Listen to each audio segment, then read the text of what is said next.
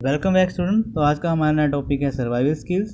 तो इस चैप्टर में हम उन सर्वाइवल स्किल्स के बारे में जानेंगे जो कि ड्यूरिंग डिजास्टर मैनेजमेंट के जो वॉलंटियर्स होते हैं उनके द्वारा इनका यूज़ किया जाता है।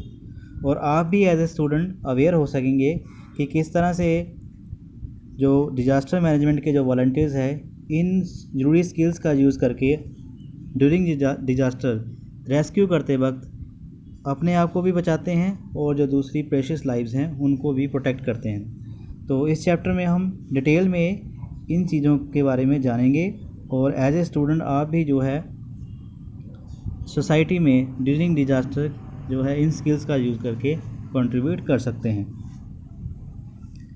तो जैसा कि आप जानते ही हैं कि ऐसे बहुत सारी वॉलंटरी ऑर्गेनाइजेशंस हैं जिनको फ्यूचर की डिमांड को देखते हुए ही तैयार किया था, जैसे कि एनसीसी है या एनएसएस है जिसके बारे में आपने पढ़ा है। तो ये जो वॉलंटियर्स होते हैं ऐसी ही स्थिति में वर्क करते हैं और उनको पहले ही स्टूडेंट लाइफ से जो है प्रिपेयर किया जाता है ताकि वो इस स्थिति में जो है काम कर सकें। तो थोड़ी सी हिस्टोरिकल बैकग्राउंड लेते हैं कि किस तरह से जब एक उड़ीसा में 1999 में एक सुपर साइक्लोन आया था तो डिज़ास्टर मैनेजमेंट ने ऐसी कौन कौन सी चीज़ें इम्प्लीमेंट की कि वहाँ पे लोगों को ज़्यादा से ज़्यादा राहत मिली। तो जब ये साइक्लोन आया था तो उड़ीसा का जो पश्चिमी घाट था वो पहले ही सूखे से प्रभावित था। 29 अक्टूबर को इसने पैराडीप कोस्ट को 270 से 300 किलोमीटर पर आवर की गति से हिट किया।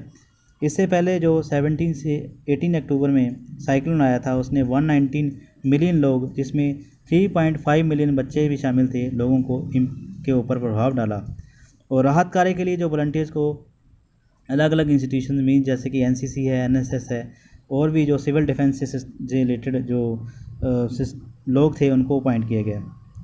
बॉडीज़ के क्रिमिनेशन के लिए क्रीमेशन के लिए दाह संस्कार, राहत और search rescue and search operation के लिए इन जो वॉलंटियर्स थे इन्होंने बहुत ही इंपॉर्टेंट रोल प्ले किया था।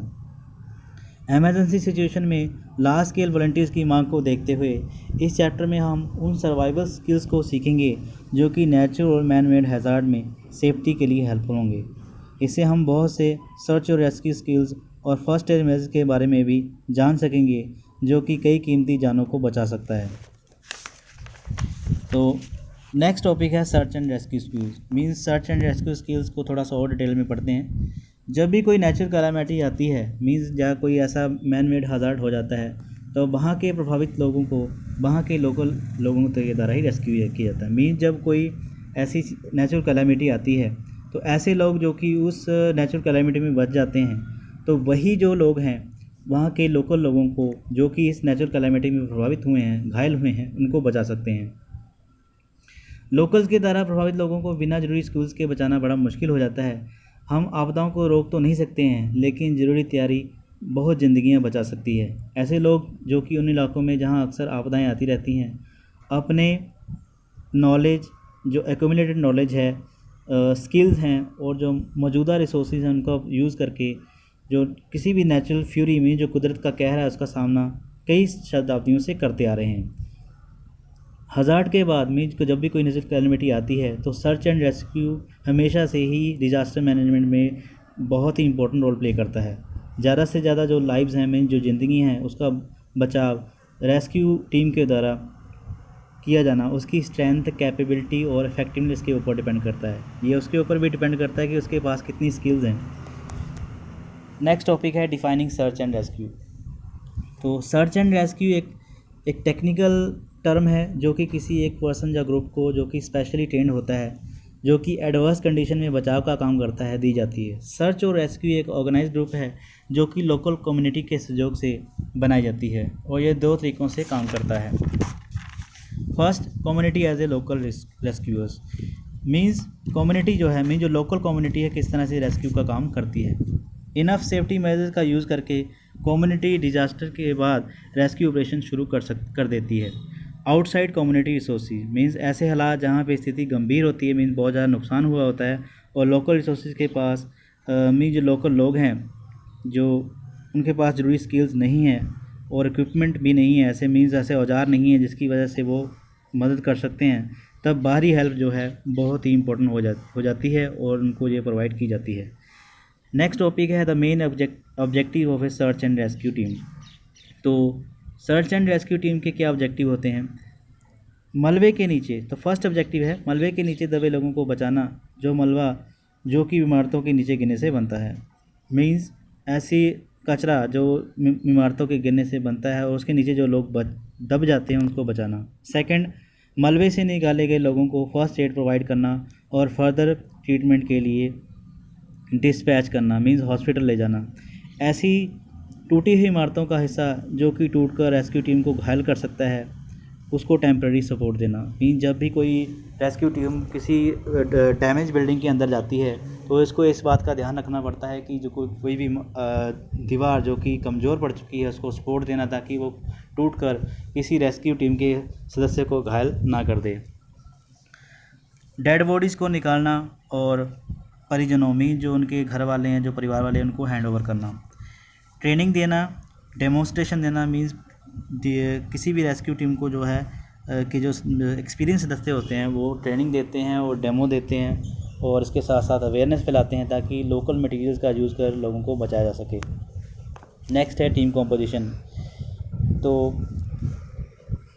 टीम कॉम्पोजिशन मीन्स इसमें कौन कौन से लोग हो सकते हैं? ऐसे लोग जो कि ऑनेस्ट हैं, ईमानदार हैं, इमोशनली साउंड है। इमोशनली साउंड का मीनिंग यहाँ पे ये है कि ऐसा व्यक्ति जो कि भावनात्मक रूप से जो है बैलेंस होना चाहिए। किस तरह से? मीन्स बहुत ज़्यादा जो है स्थिति को देखकर घबराए ना। इमोशनली साउंड हो, पेशेवर तौर पर फैसले लेने वाला हो, पुरुष हो या स्त्री हो, शारीरिक तौर पर स्वस्थ हो, फिजिकली फिट होना चाहिए ताकि इमरजेंसी में वो काम कर सके, बचाव दल का हिस्सा बन सकता है। और इसकी एज जो है 18 वर्ष हो या उससे ऊपर, और लोकल लैंग्वेज को जानता हो, लिख सकता हो, सर्च और रेस्क्यू टीम का हिस्सा बन सकता है। और इसके साथ साथ जो आर्मी से जो रिटायर्ड पर्सन्स होते हैं, जो सैनिक होते हैं, उनको भी प्रेफरेंस दी जा सकती है। नेक्स्ट टॉपिक है what are the duties of a rescuer. Mean जो बचाव दल का जो सदस्य हैं उनका क्या कर्तव्य होते हैं, ड्यूटीज़ क्या हैं उनकी। किसी भी रेस्क्यू ऑपरेशन को शुरू करने से पहले एरिया को ऑब्जर्व करना और इसमें ये असेस करना कि इम्पैक्ट कितना है, मीन नुकसान कितना हुआ है, और इसके साथ साथ हम उस एरिया तक कैसे पहुंच सकते हैं और वहाँ पे कितना डैमेज हुआ है, मींस लाइफ एंड प्रॉपर्टी, कितने लोग वहाँ पे फंसे हुए हैं और कितनी प्रॉपर्टी डैमेज, इन सब की जानकारी यहाँ पे उनको होनी चाहिए। लोकल लीडर्स या स्थानीय लोग जो कि इस एरिया में रहते हैं इस बात की जानकारी इनको दे सकते हैं। तो उनको क्या क्या फॉलो करने की ज़रूरत होती है? सर्वे के दौरान मीन जब भी वो कोई सर्वेक्षण करते हैं तो उनको इन बातों का ध्यान रखना चाहिए। फर्स्ट, लुक, देखना, चीज़ों को ध्यान से ऑब्ज़र्व करना चाहिए। सेकंड, बी, लिसन, सभी सोर्सेज से जानकारी लेनी चाहिए, जैसे कि लोगों से, सरकारी रिकॉर्ड और मीडिया रिपोर्ट से। सी, फील, महसूस करना, उस सिचुएशन को फील करना चाहिए, उस सिचुएशन के बारे में जो है क्लियर होना चाहिए, डेंजर के इम्पैक्ट को लेकर और इससे जो निपटने की क्षमता है, मीन्स इसको किस तरह से कोप कर सकते हैं डेंजर से, इन सब के बारे में क्लियर कट जो है विज़न होना चाहिए। तो ये कुछ ड्यूटीज़ हैं जो कि रेस्क्यूअर मीन जो बचाव दल है उनको फॉलो करनी पड़ती हैं। नेक्स्ट है प्लान। रेस्क्यू ऑपरेशन एक टीम एफर्ट है जिसके लिए सदस्यों के बीच में कोऑर्डिनेशन और प्लानिंग की ज़रूरत पड़ती है। मीन्स उनको मिलकर काम करना पड़ता है। सही तरीके से ऑब्जर्व करने के बाद ही रेस्क्यू टीम इस पोजीशन में होगी कि वह इन चीज़ों के आधार पर रेस्क्यू करेगी। सबसे पहली बात है मैन पावर, बी है इक्विपमेंट, सी है मेथड। मैन पावर का मीनिंग क्या है कि ज़्यादा से ज़्यादा सदस्यों को की जरूरत का होना। रेस्क्यूअर्स स्किल्ड मैन पावर का यूज़ कर सकते हैं, मीन्स ऐसे लोग जो उनके पास स्किल्स हों, जिनको जानकारी हो और ऐसी स्थिति में जो अच्छी तरीके से ऑपरेट कर सकते हैं, उनकी ज़रूरत होती है। और साथ में लोकल कम्युनिटी की हेल्प भी ले सकते हैं यदि ज़रूरी हो। बी, इक्विपमेंट मीन्स ऐसी चीज़ों का इस्तेमाल करना जो कि ड्यूरिंग डिजास्टर हेल्पफुल होंगी, जैसे कि रस्सियाँ हैं, सीढ़ियाँ हैं, बांस और छड़ी, स्ट्रेचर्स, बोट आदि घायलों को ले जाने के लिए ज़रूरी है।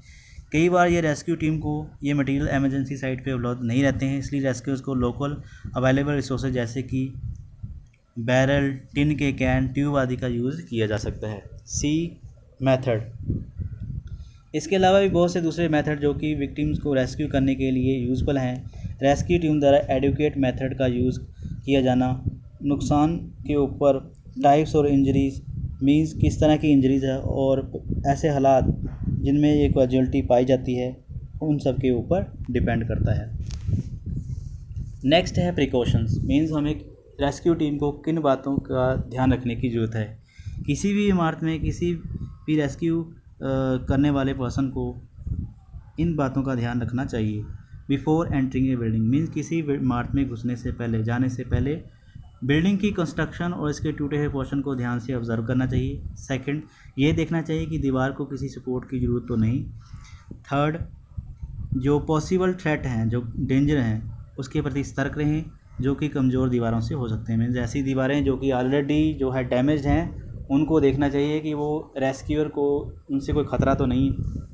Next, when entering the damage building जब आप बिल्डिंग जो टूटी हुई जो बिल्डिंग है उसमें एंटर करें मीन्स जब जो रेस्क्यूअर है वो जब टूटी हुई बिल्डिंग में एंटर करेगा तो उसके पास क्या होना चाहिए। फर्स्ट, हेलमेट होना चाहिए ताकि अगर उसके सर के ऊपर कोई चीज़ गिरती है तो वो उससे बच सके। सेकंड, ग्रुप में जाना चाहिए, अकेले नहीं जाना चाहिए। थर्ड, इमारत से आने वाली मीन जो बिल्डिंग से आने वाली जो आवाज़ें हैं उनको सुनना चाहिए और इसके साथ साथ आवाज़ें लगाते रहना चाहिए ताकि कोई वहाँ पे मौजूद हो घायल व्यक्ति तो उसको वो सुन सके। किसी भी टूटी दीवार, टूटे हुए जो हिस्सा है उसको छूना नहीं चाहिए। अगर वो ऐसा करते हैं तो हो सकता है कि वो एकदम से उसके ऊपर आकर गिर सकती है। किसी भी नंगी तारों को नहीं छूना चाहिए, हो सकता है कि उनमें जो इलेक्ट्रिक करंट है वो फ्लो कर रहा हो तो वो डैमेज कर सकता है। नेक्स्ट है while moving inside the damage building जब आप डैमेज बिल्डिंग में चल रहे हो तो क्या नहीं करना चाहिए। आग नहीं जलानी चाहिए क्योंकि हो सकता है कि वहाँ पे कोई गैस की लीकेज हो जो कि ईजिली वहाँ पे आग लग सकती है, तो इसलिए आग नहीं जलानी चाहिए। दीवारों के साथ साथ चलना चाहिए। दीवारों के साथ चलने का फ़ायदा ये होगा कि अगर मान लीजिए कोई ऐसी चीज़ है जो कि छत गिर जाए तो एकदम से आपके सर के ऊपर नहीं गिरेगी। चलने के दौरान सावधान रहना चाहिए।